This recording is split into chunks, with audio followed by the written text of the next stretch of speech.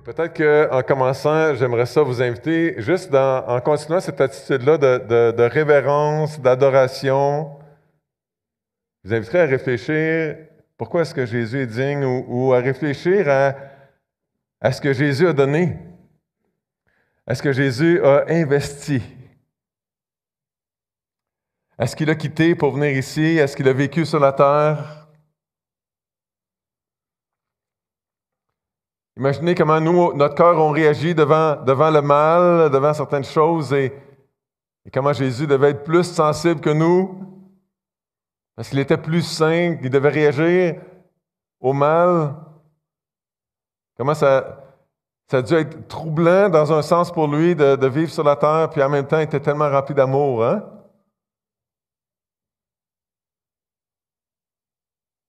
Quel cadeau Dieu le Père nous a donné quand il nous a donné son Fils, hein? Car Dieu a tant aimé le monde qu'il a donné son Fils unique, afin que quiconque croit en lui ne périsse point, mais ait la vie éternelle. Donc le prix, l'inconfort, la douleur, l'oubli de soi du Seigneur Jésus, le fait qu'il considérait la joie de voir des gens réconciliés avec son Père, des pécheurs pardonnés, des esclaves libérés de l'esclavage du péché. Voir des gens adoptés par son Père, pardonnés, voir des gens naître de nouveau. Il a tout vécu ça, il a tout pensé à ça. Où est-ce qu'on serait, où est-ce que tu serais si le Père n'avait pas donné son Fils?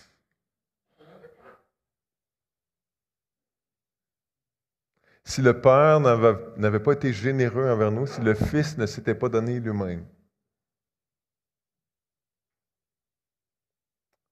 Moi, j'ose pas penser à ça. J'aime mieux pas.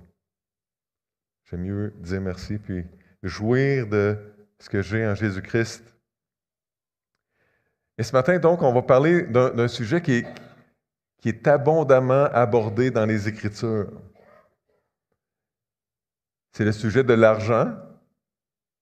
Il y a mille et une manières de l'aborder. J'aimerais l'aborder sous l'angle de la générosité. Et ce matin, je ne veux pas que vous pensiez que j'ai l'impression qu'on a quelque chose à corriger. Ou que je réagis à « Oh, là, les finances sont ça va pas bien, les finances dans l'Église, là, donc là, il faut prêcher sur la générosité. » C'est pas ça du tout. On a terminé notre année financière dans le noir encore cette année, comme c'est notre habitude. Mais parce que nos cœurs sont tordus, parce que c'est un sujet besoin juste de s'ajuster à ça, de se le rappeler de temps en temps. Donc hier, les Lemoine, les Joly et les Janelle étaient vendredi soir au banquet du 50e anniversaire de notre association d'église et hier au sommet, qui est comme la moitié de ce qui était le congrès avant. Et donc ce soir, on va faire un petit rapport là-dessus, mais il y a quelqu'un qui a dit « C'est pas naturel d'être généreux parce qu'on est pécheurs. » Ça, c'est intéressant. Donc ce matin, on va juste examiner nos cœurs à la lumière des Écritures. Si on a des petits ajustements à faire ou des encouragements à grandir dans ce sens-là, bien, que le Seigneur parle à nos cœurs. Et je vous invite donc à tourner avec moi dans 2 Corinthiens 8, qui, à mon avis, avec 2 Corinthiens 9, c'est probablement l'endroit de la Bible où est-ce que un des plus beaux textes, des plus beaux passages au sujet de comment on doit penser à l'argent, à la générosité, mais il y en a plein d'autres. Donc, 2 Corinthiens 8. Et on va lire ensemble des versets 1 à 15. Nous devons connaître, frères, la grâce de Dieu qui s'est manifestée dans les églises de la Macédoine. À travers la grande épreuve de leurs afflictions, leur joie débordante et leur pauvreté profonde ont produit avec abondance de riches libéralités de leur part. Ils ont, je l'atteste, donné volontairement, selon leurs moyens, et même au-delà de leurs moyens. Nous demandons avec de grandes instances la grâce de prendre part à l'assistance destinée aux saints.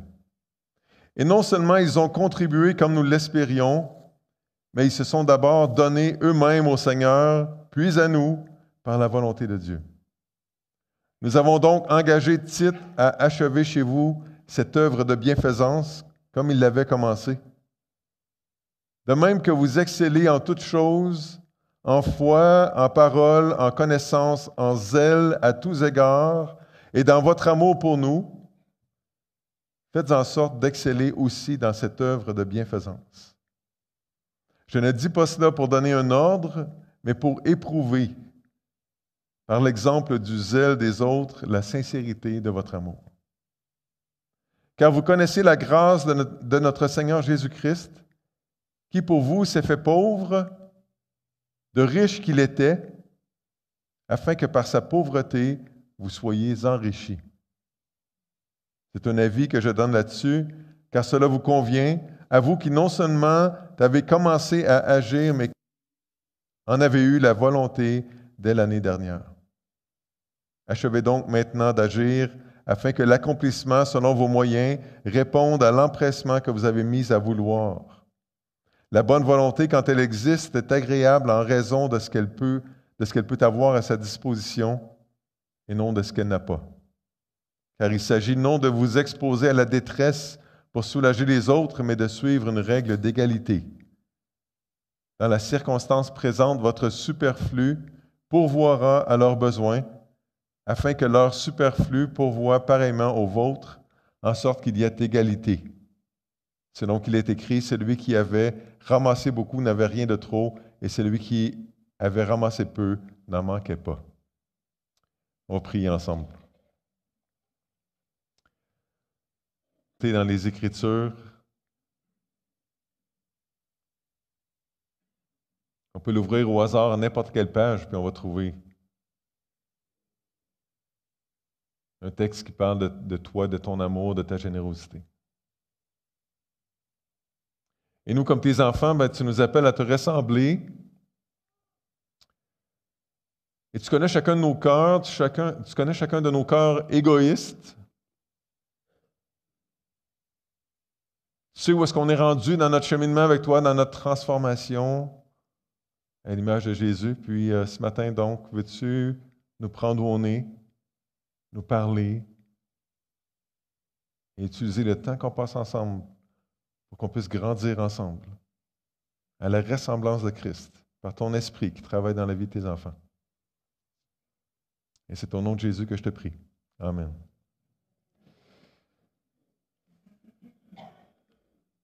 Donc, j'aimerais ça qu'on regarde ensemble ce que le texte nous enseigne sur la générosité financière.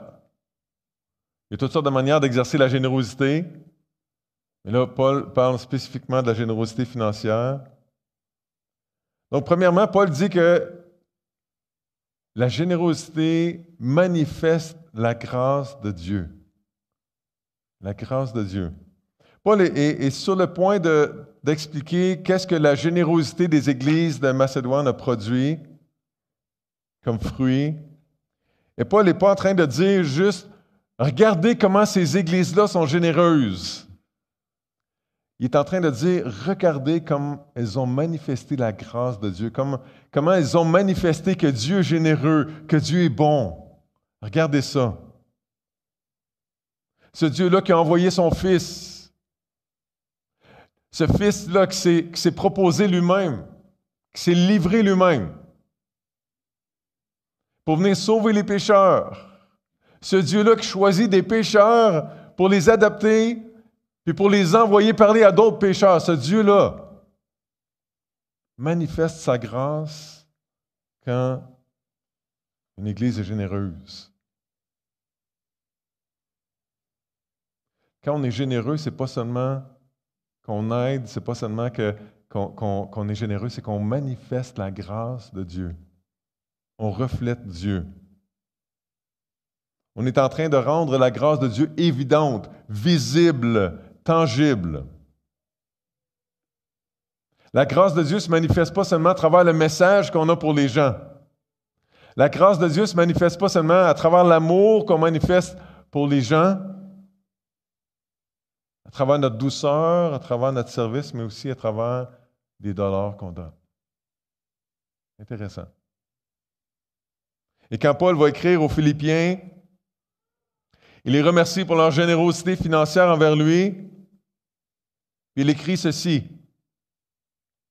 Ce n'est pas que je recherche les dons, mais je recherche le fruit qui abonde pour votre compte. Autrement dit, merci les Philippiens pour vos dons. Ça me fait du bien, ça m'excite, mais ce n'est pas ça qui m'excite le plus. Ce qui m'excite le plus, c'est de voir que vous êtes en train de porter du fruit. Et ça, c'est une manière visible de voir des fruits. Donc, je m'excite de ça. Je rends gloire à Dieu pour ça. Est-ce que tu cherches à voir la grâce de Dieu se manifester à travers les autres? Et sur quoi tu te bases? Qu'est-ce que tu regardes? Est-ce que tu cherches à manifester toi-même la grâce de Dieu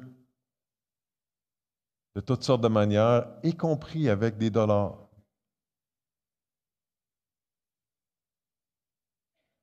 Est-ce que tu penses que Dieu peut manifester sa grâce à travers toi? Peut-être que tu ne penses même pas que c'est possible. Que Dieu t'utilise dans la vie de quelqu'un d'autre. Mais c'est ça son plan, c'est ça qu'il veut. Il veut faire ça. Donc on peut faire ça de toutes sortes de manières, manifester la grâce de Dieu, mais la générosité financière, c'est une manière de manifester la grâce, la bonté, la générosité de Dieu. Quel privilège on a. Hein? Deuxièmement, la générosité financière, ce n'est pas juste pour les riches. Au verset 2, à travers la grande épreuve de leurs afflictions, de leurs problèmes, de leurs souffrances, à travers leur joie débordante et leur pauvreté profonde. OK, je recommence ça, OK, parce que ça ne marche pas de ce que je viens de dire. Donc, à travers la grande épreuve de leurs afflictions, donc de leurs épreuves, tout ça, virgule, leur joie débordante et leur pauvreté profonde ont produit, avec abondance, de riches libéralités de leur part, de grande générosité de leur part. Leur pauvreté profonde.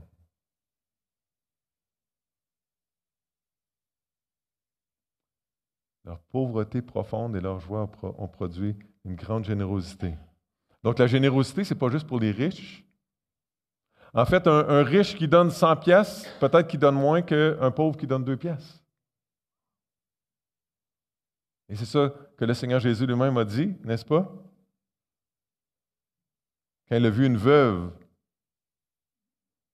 Donc dans Luc 21, Jésus, ayant levé les yeux, vit les riches qui mettaient leurs offrandes dans le tronc, et vit aussi une pauvre veuve qui mettait 2 petites pièces. La plus petite pièce de monnaie qui était possible de mettre. Et il dit, je vous le dis en vérité, cette pauvre veuve a mis plus que tous les autres, car c'est de leur superflu que tous ceux-là ont mis des offrandes dans le tronc, mais elle a mis de son nécessaire tout ce qu'elle avait pour vivre. Le Seigneur Jésus, avec ses yeux oréoïques, vous voyez dans le compte de banque, dans son omniscience, hein? Il savait ça. Donc, il semble que la générosité, ce n'est pas juste pour les riches. Il semble que l'avarice, le désir de garder tout pour moi, ce n'est pas juste pour les riches ou pas juste pour les pauvres.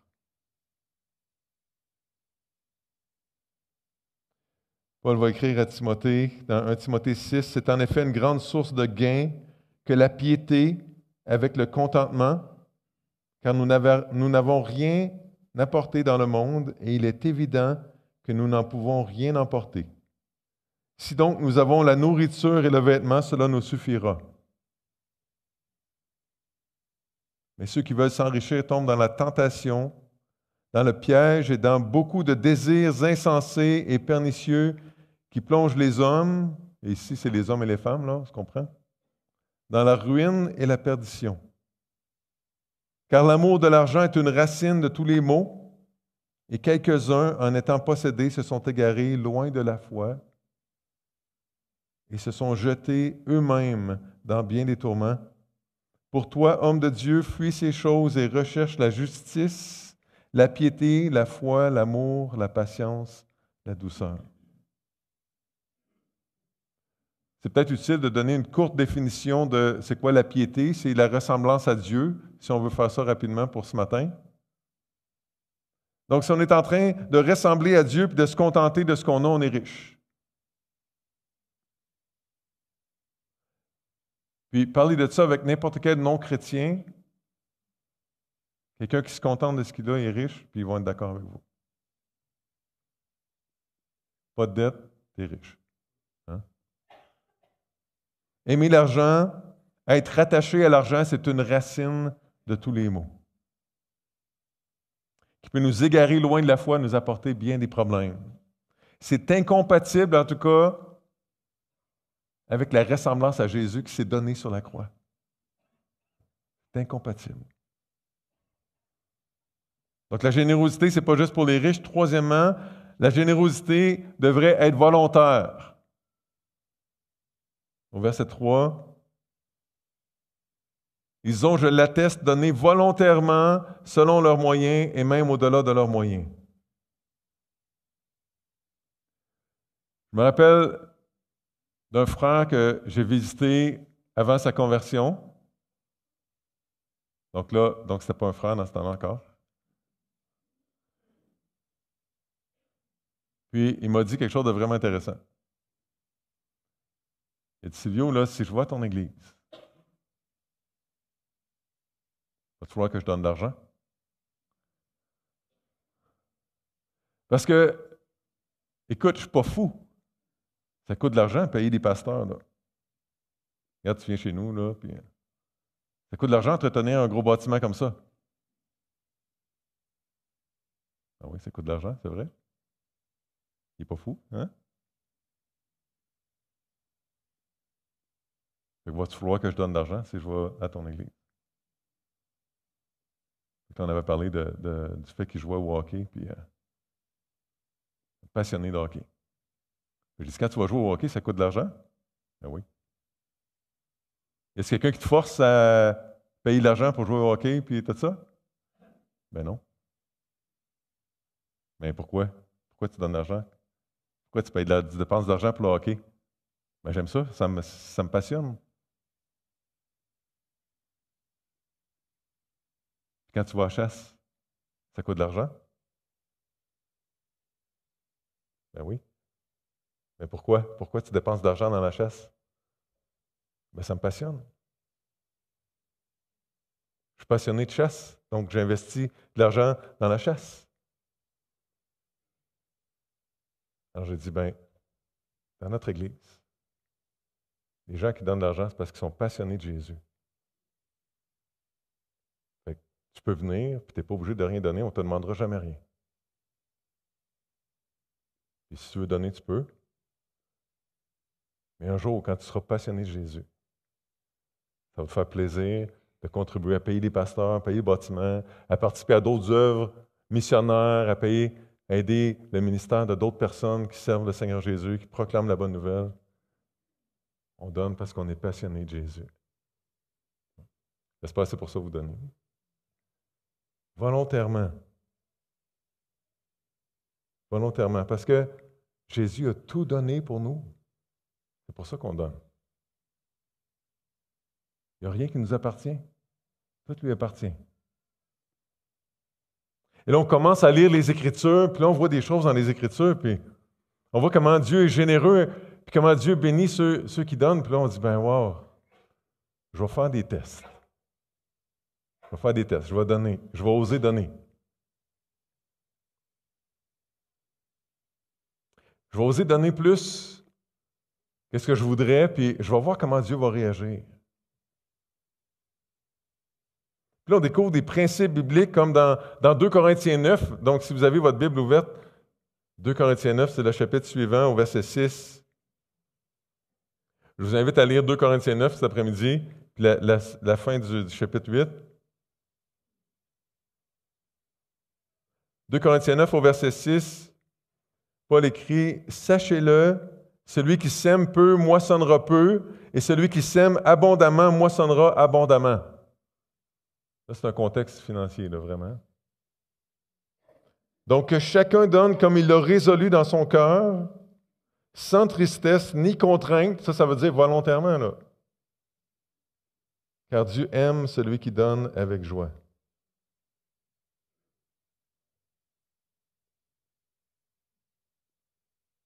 Une générosité libre et joyeuse.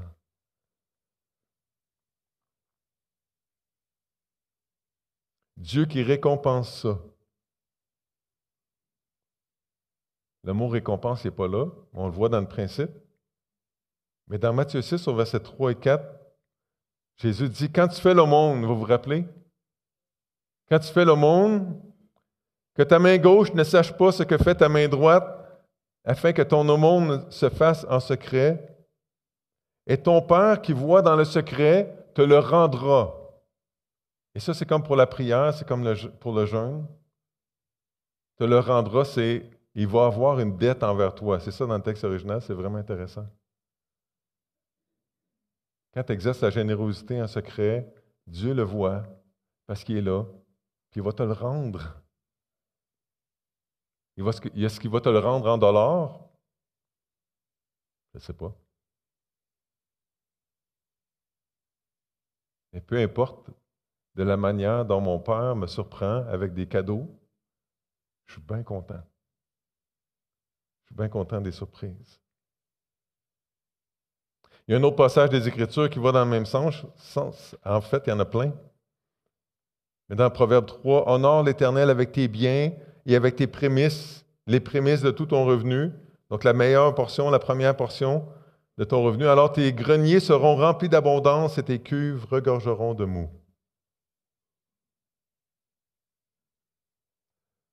Mais là, je ne voudrais pas que vous compreniez, parce que vos cœurs sont tordus comme le mien, je ne voudrais pas que vous compreniez que Dieu, c'est comme la bourse, tu investis de l'argent dans Dieu, puis là, ça rapporte. Je ne voudrais pas que vous traitiez Dieu comme ça. Mais juste le faire parce que ça fait plaisir à Dieu. Hein? C'est ça qui est bien. Donc, Hébreux 13 au verset 16, l'auteur écrit « N'oubliez pas la bienfaisance et la libéralité, la générosité, car c'est à de tels sacrifices que Dieu prend plaisir. » Juste pour lui faire plaisir. Pour aimer les autres. Pas pour avoir quelque chose en retour. Sinon, ce n'est pas de l'amour, là. Quatrièmement, la générosité est proportionnelle à nos moyens ou pas. Ou pas. Verset 3. Donc encore, ils ont, je l'atteste, donné volontairement selon leurs moyens et même au-delà de leurs moyens. Les croyants de l'Ancien Testament devaient donner 10% de leurs revenus. Là, vous commencez à serrer les dents, là. Les croyants de l'Ancien Testament devaient donner 10% de leurs revenus. Ça, c'est en plus des sacrifices pour remercier Dieu pour son pardon, pour le pardon de leurs péchés. Ça, c'est à part des sacrifices, juste pour dire merci à Dieu pour quelque chose d'autre, la naissance d'un enfant ou je ne sais pas quoi, la protection. Ouais. Ça, c'est à part des sacrifices qu'on offrait pour avoir la communion fraternelle ensemble. Puis ça, c'est en plus de la responsabilité de prendre soin des démunis. En plus de la responsabilité de laisser un peu de grain dans nos champs pour les veuves et les orphelins.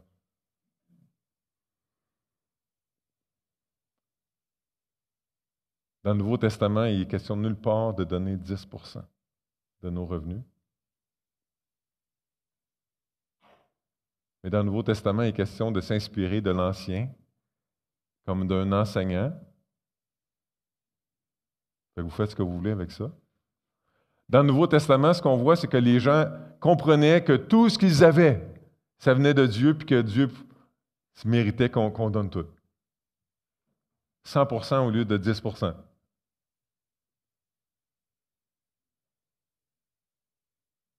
Jésus dit toujours dans Matthieu 6, d'investir dans un trésor au ciel, dans des bénéfices qu'on va retirer juste au ciel. C'est intéressant. Donc, notre vie ici sur la terre, c'est une préparation pour le ciel. Notre vie, c'est une préparation pour le ciel. Ce n'est pas la fin, c'est juste le début. On se prépare pour le ciel. Et si on perd ça de vue, on peut se laisser distraire puis chercher à être très confortable ici. Mais ça, c'est temporaire, c'est du camping, on se rappelle, hein? Quand on est en camping, on n'investit pas trop dans nos installations parce qu'on sait que ça ne dure pas longtemps. Paul souligne que les Macédoniens avaient donné au-delà de leurs moyens. Ils semblaient avoir compris que plus on sème, plus on récolte. En tout cas, ils étaient passionnés de Jésus, remplis d'amour pour aider les autres, pour faire une différence, s'ils voulaient être un instrument dans la main de Dieu.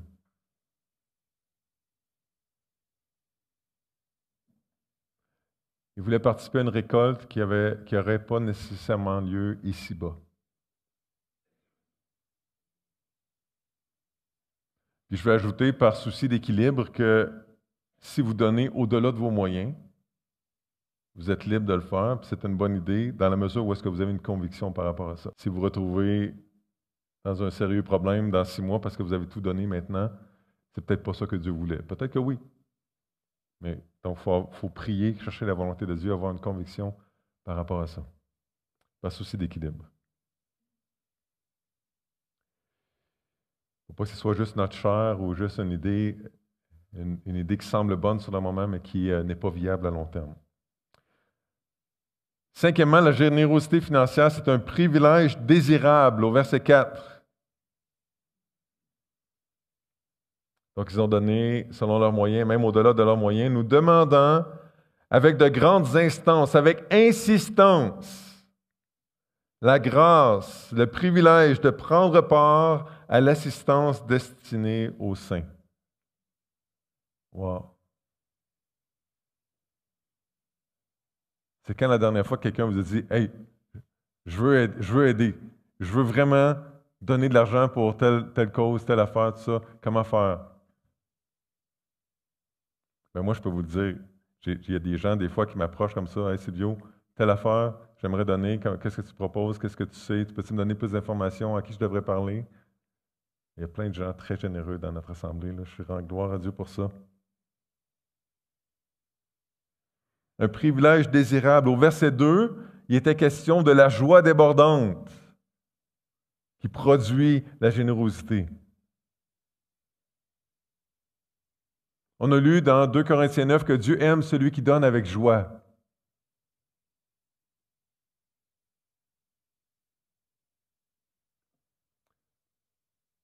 Est-ce que tu goûtes à ça, la joie de donner? La joie de donner assez pour que ça fasse un petit peu mal. Ça c'est mon principe à moi, là. Que ça fasse un petit peu mal. Est-ce que tu insistes pour participer financièrement aux dépenses de l'Église, ton équipe, puis ensuite à d'autres œuvres, d'autres besoins, peut-être face à des individus qui ont des besoins, peut-être face à des ministères, des organisations quelconques. Si tu manques de joie dans ta vie, en tout cas, il y a plusieurs explications possibles, mais quand on donne, il y a beaucoup de joie qui est reliée à ça. C'est peut-être une manière, c'est peut-être une explication de ton symptôme de manque de joie. Sixièmement, la générosité financière devrait être la conséquence d'une consécration à Dieu. Au verset 5. Et non seulement ils ont contribué comme nous l'espérions, mais ils se sont d'abord donnés eux-mêmes au Seigneur, puis à nous par la volonté de Dieu. On ne produit pas la consécration au Seigneur en donnant de l'argent. On ne sera pas plus passionné en donnant de l'argent. En fait, c'est le contraire. On va être consacré avant au Seigneur, puis après, on va être généreux. On va être passionné du Seigneur en premier, puis après ça, on va être passionné par la générosité, par la possibilité de participer de cette manière-là dans la vie des autres ou à l'avancement de son royaume. Aimer, c'est donner, c'est se donner. Hein? C'est d'être tourné vers l'autre, vers le Seigneur en premier, puis vers l'autre. Jésus a dit, il n'y a pas de plus grand amour que de donner sa vie pour ses amis. Puis il l'a fait, en fait. Je ne voudrais pas corriger le Seigneur Jésus là-dessus. Mais je veux souligner quand même qu'il n'a pas juste donné sa vie pour ses amis, mais pour ses ennemis aussi. Et ça, c'est un grand amour. Hein? Et là, on repense à Romains 12. Je vous exhorte donc, frères, par les compassions de Dieu, à offrir vos corps comme un sacrifice vivant, saint, agréable à Dieu. Ce qui sera de votre part un culte raisonnable, un sacrifice. Notre corps, des fois, c'est plus dur notre portefeuille, hein? C'est vrai. Donc, Paul va dire dans les versets 6 à 8 que notre générosité, c'est une mesure de notre amour. Il y a plusieurs manières de mesurer ça, là, mais ça, c'en est une. Au verset 6. Nous avons donc engagé Tite à achever chez vous cette œuvre de bienfaisance comme il l'avait commencé. Donc, des fois, il y a des projets d'aide qui demandent que quelqu'un s'y consacre. Ça prend une personne responsable. Verset 7. De même que vous excellez en toutes choses. Déjà, là, en foi, en parole, en connaissance, en zèle, à tous égards, et dans votre amour pour nous, faites en sorte d'exceller aussi dans cette œuvre de bienfaisance. Je ne dis pas cela pour donner un ordre, mais pour éprouver, pour tester, par l'exemple du zèle des autres, la sincérité de votre amour. C'est une mesure, parmi d'autres. Une mesure de notre amour. Et finalement, dernièrement, la générosité, c'est une manière d'imiter Jésus. Le verset 9, c'est une belle conclusion. Car vous connaissez la grâce de notre Seigneur Jésus-Christ, qui pour vous s'est fait pauvre, de riche qu'il était, afin que par sa pauvreté vous soyez enrichis. OK, je relis ça encore, OK? On place nos yeux sur ce passage-là, car vous connaissez la grâce de notre Seigneur Jésus-Christ. J'espère que vous connaissez la grâce du Seigneur Jésus-Christ. Sinon, ça vaut la peine de chercher un petit peu, d'écouter, de parler avec des gens, de lire les Écritures pour goûter à cette grâce-là, par la foi en Jésus. Car vous connaissez la grâce de notre Seigneur Jésus-Christ, qui pour vous s'est fait pauvre, de riche qu'il était, afin que par sa pauvreté vous soyez enrichis. Je pense que c'est un oignon, ce verset-là, avec plusieurs pleurs, là, qu'on pourrait explorer, mais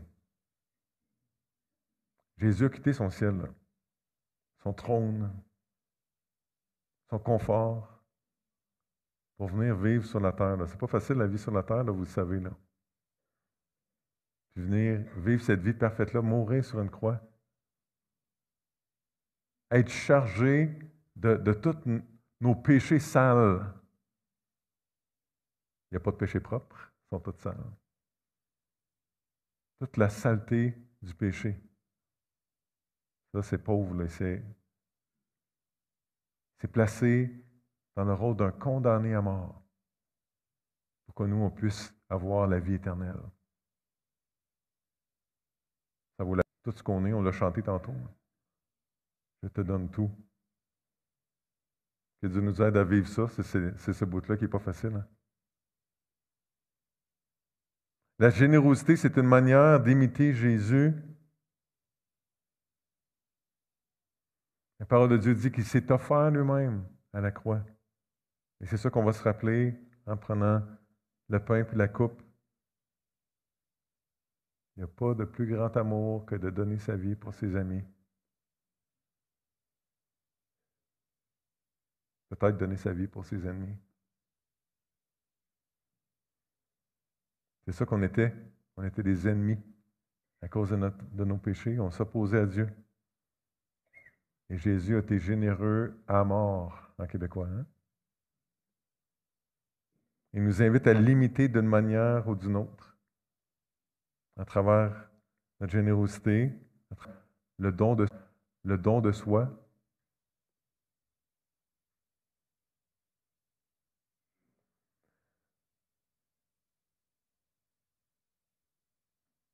J'ai lutté avec comment je commencerais, puis je n'étais pas sûr du temps.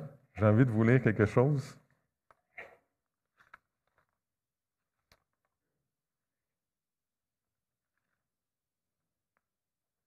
Je vais regarder si j'ai tout ce qu'il faut. Attendez un petit peu, excusez-moi.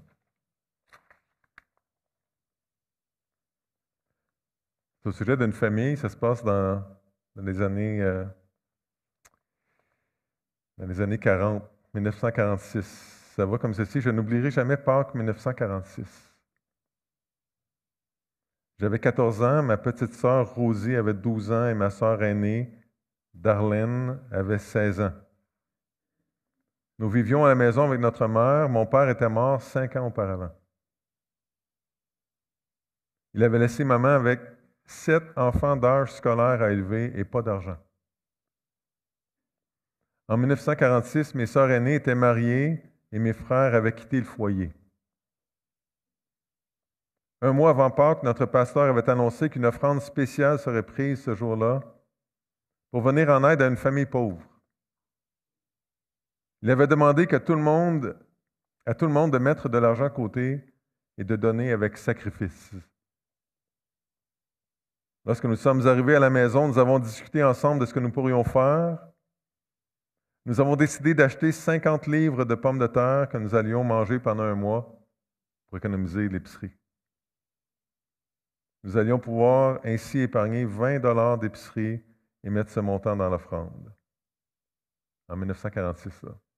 C'est beaucoup d'argent. Nous avons aussi décidé de ne pas allumer les lumières dans la mesure du possible et de ne pas écouter la radio. De cette façon, nous allions pouvoir épargner sur la note d'électricité. Darlene a nettoyé autant de maisons et de cours possibles et nous avons gardé les enfants d'autant de familles que possible. Pour 15 cents, nous avons acheté assez de bouts de tissu pour faire 3 poignées isolantes que nous allions vendre pour 1 $. Nous avons pu faire 20 $ en les vendant. Ce mois-là a été un des plus beaux mois de notre vie. Chaque jour, nous comptions l'argent pour voir combien nous avions épargné. Le soir, nous nous assoyions dans le noir et nous parlions de la joie que connaîtrait la famille qui allait recevoir l'argent que les gens d'Église allaient épargner. Puisqu'il y avait 80 personnes dans l'Église, nous avions calculé que l'offrande serait 20 fois ce que nous avions épargné. Après tout, chaque dimanche, le pasteur nous rappelait que nous devions donner avec sacrifice. Le jour avant Pâques, ma sœur Rosie et moi sommes allés à l'épicerie. Nous avons demandé au gérant de nous donner 3 billets de 20 $ et un billet de 10 $ en échange de notre monnaie. Nous sommes retournés à la maison en courant pour montrer à notre mère et à notre sœur Darlene l'argent que nous avions en notre possession. Jamais avions-nous eu autant d'argent. Nous étions tellement excités ce soir-là, nous avons eu de la difficulté à dormir. Le fait que nous n'aurions rien de nouveau à porter le jour de Pâques importait peu. Nous avions 70 $ à placer dans l'offrande. On avait tellement hâte d'aller à l'église. Le dimanche matin, il pleuvait à verse. Nous avions 1 mille à marcher, nous n'avions pas de parapluie. Cela ne nous faisait rien de savoir que nous serions trempés jusqu'aux os. Darlene avait placé du carton dans ses souliers pour boucher les trous. Parce que le carton s'était défait, elle est arrivée à l'église les pieds trempés. Nous étions fiers d'être assises dans l'église. J'ai entendu des adolescentes parler des vieilles robes que portaient les filles Smith, c'était cette famille-là. J'ai regardé ces filles qui portaient de nouveaux vêtements, mais je me sentais si riche. Quand l'offrande a été prise, nous étions assises sur le deuxième banc. Maman a placé 10 $ dans l'assiette, tandis que moi et mes deux sœurs avons placé chacune 20 $. En retournant à la maison, nous avons chanté tout le long. À l'heure du repas, maman avait une surprise pour nous. Elle avait acheté une douzaine d'œufs. Nous avons mangé des œufs de Pâques à la coque avec nos frites. Vers la fin de l'après-midi, le pasteur est arrivé à la maison. Après lui avoir ouvert la porte, maman lui a parlé pendant quelques instants.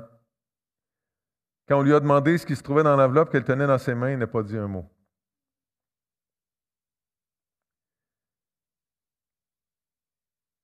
En ouvrant l'enveloppe, elle a vu 3 billets de 20 $, un de 10 et 17 billets de 1 $. Maman a remis l'argent dans l'enveloppe. Personne n'a dit un mot. Nous nous sommes assises et nous avons regardé le plancher. Nous qui avions eu l'impression d'être millionnaires, nous avions maintenant le sentiment d'être terriblement pauvres. Dans notre famille, nous les enfants, nous étions tellement heureux. Nous avions de la peine juste à penser que quelqu'un n'avait pas notre mère et notre père comme parents, ainsi qu'une maison remplie de frères et sœurs qui recevaient continuellement la visite d'autres enfants. Nous avions un plaisir fou de partager nos ustensiles. Nous ne savions jamais qui allait avoir la fourchette ou la cuillère ce soir-là. Nous avions 2 couteaux que nous faisions circuler et que pouvait utiliser celui ou celle qui en avait besoin.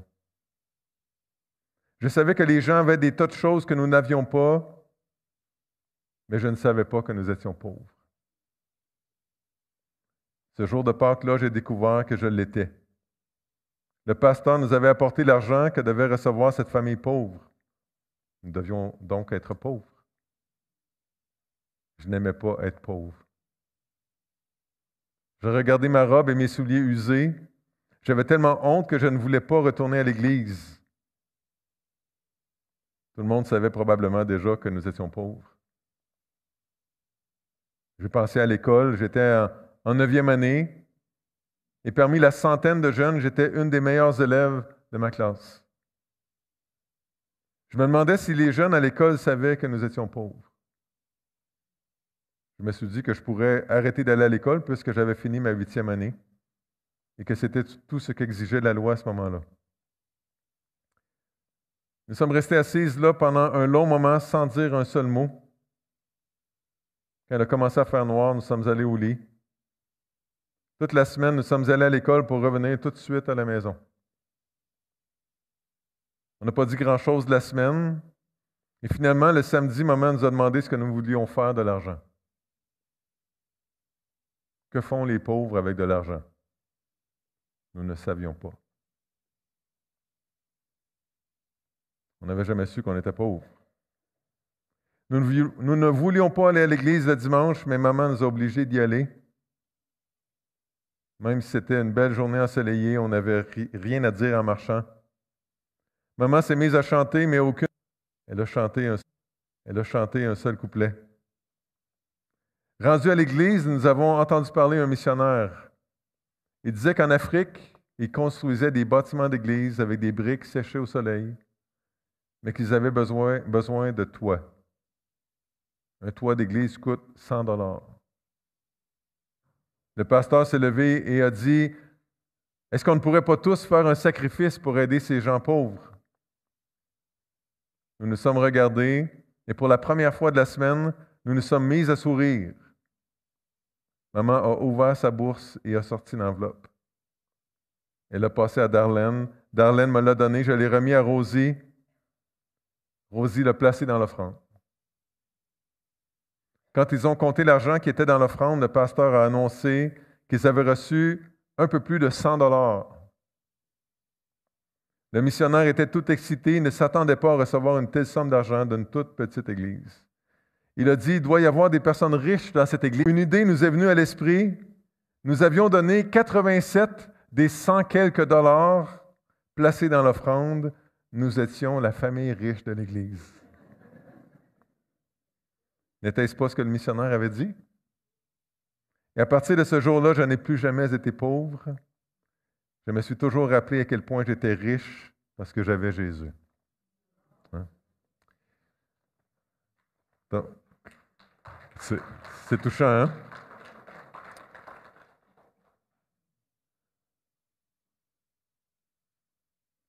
L'idée, c'est pas qu'on se sente coupable de ce qu'on donne ou pas. Mais l'idée, c'est que quand on donne, il y a une grande joie quand on donne. Et quand on est dans le besoin, là, qu'on reçoit un cadeau comme ça au bon moment, c'est super humiliant. C'est triste dans un sens, puis en même temps, ça fait beaucoup de bien. Et on est en train de participer. Donc, qu'est-ce que l'Esprit de Jésus t'a dit ce matin? Est-ce que tu as besoin de placer ta confiance en Jésus pour la première fois ce matin, peut-être? Bénéficier de sa générosité, de ce qu'il a fait à la croix pour pardonner tes péchés, pour te réconcilier avec Dieu le Père, pour que tu puisses jouir de sa présence pour l'éternité. Tu peux faire ça ce matin. Ou peut-être tu peux confesser à Dieu que tu souffres de cet amour de l'argent-là, de cette racine de tous les maux.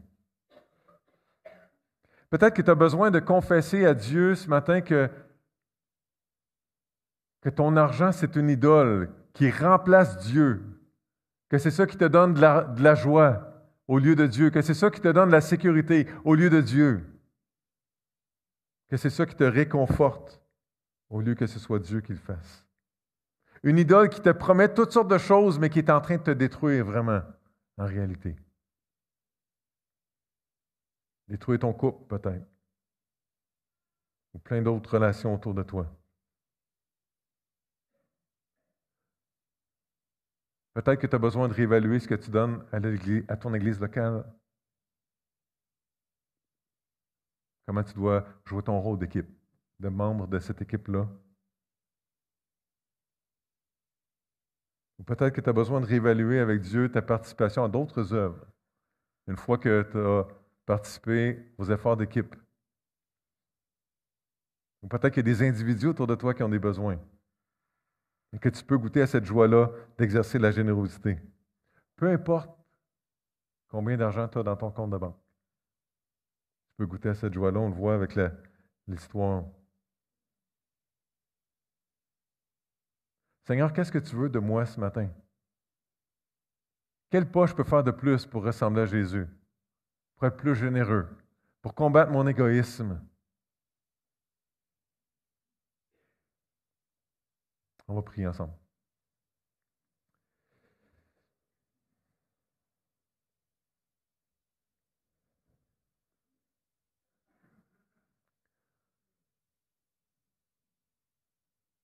Papa du ciel, quand on pense à comment Jésus s'est donné pour nous,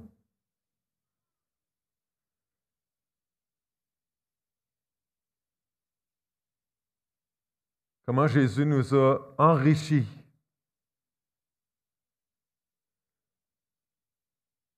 comment notre vie est remplie de joie, puis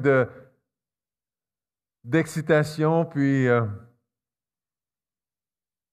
de sécurité, de paix à cause de Jésus, on est renversé. Il n'y a rien ni personne d'autre qui pouvait nous procurer ça.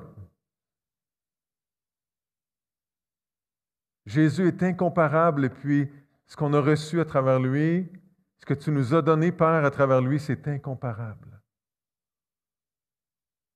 Et on reconnaît en toi un Dieu incomparable.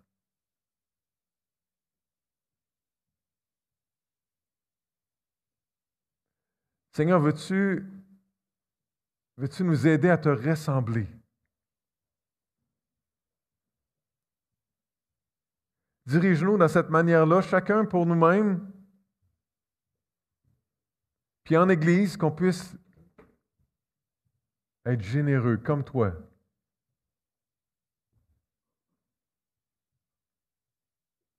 Qu'on soit game de donner avec sacrifice en te faisant confiance pour que tu pourvoies nos besoins.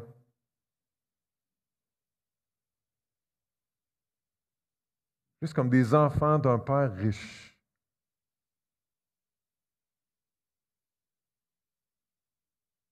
Et qu'on cherche à te faire plaisir, à te montrer, à démontrer qu'on fait partie de la famille.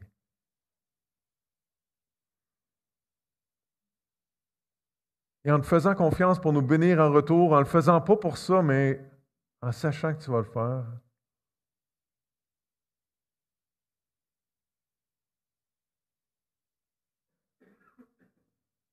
Seigneur, on veut te dire merci pour ta générosité envers nous.